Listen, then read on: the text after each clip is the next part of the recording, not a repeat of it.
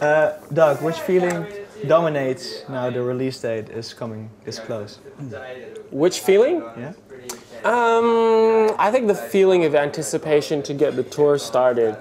We're very excited to obviously have a new album under our belt, but even more so than that, to like play the songs live, you know.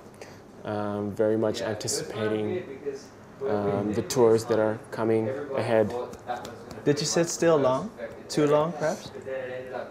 No, it may seem like that from an outsider's point of view, but we finished up touring our last album sometime in January. We took 1 month off, and then we came straight back into the studio and started writing for 7 months, and then recorded. So, not really, not in the grand scheme of things. It was a relatively short time. I talked to Toby at Pinkpop Festival in 2010, and then he talked to me said to me that there were already 2 songs that you were working on a bit.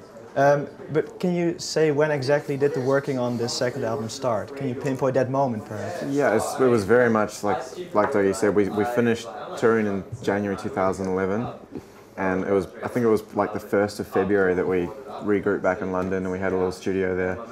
And yeah, we started our writing process, kind of 9 to 5 work days, as we did for 7 months. So yeah, beginning of February was the start. And we did have a couple of songs that we had on the road. They didn't actually make the album in the end though. But this 9 to 5 mentality, does that fit you well? Is that a thing you like? it's probably not something we were used to. It was kind of nice to have a bit of a normal life after touring for 2.5 years.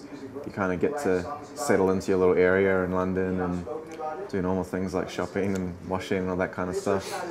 But, you know, we also like to be on tour, so we're probably ready to go back on tour again. We've had enough of the domestic life. Did you make a plan, like then and then we want to have 15 songs ready? I think we just wrote as many songs as we could. We ended up writing about 30 songs during the time, but when it came to recording, we had about 17 tracks that we felt were good enough to be recorded. Yeah. This time in London, you already said you went into the studio 9 to 5. Can you tell, perhaps Doug, you can tell how those days looked? What did you do? You came in and had a cup of coffee?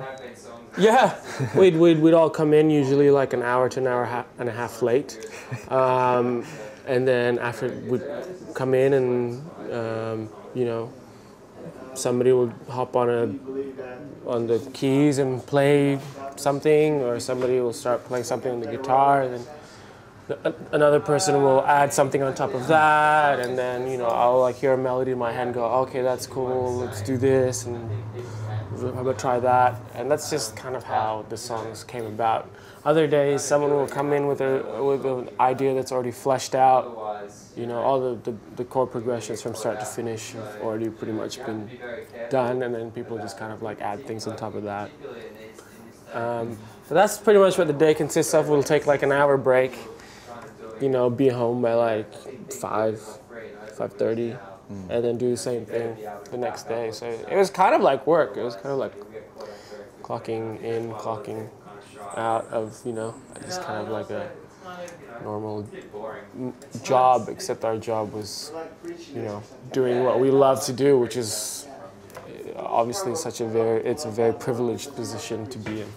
And from the moment you walk out that office, so to say, is the music out of your head, or does that keep going the entire evening?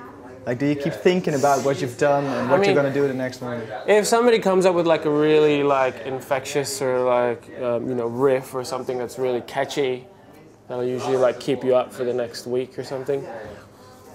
But a lot of the time, you kind of you work on stuff at home as well. If you have ideas, you know, you'll be writing and you'll come the next day into the studio with an idea that you'd had. So you know, I guess for the whole time, music was on the mind a lot.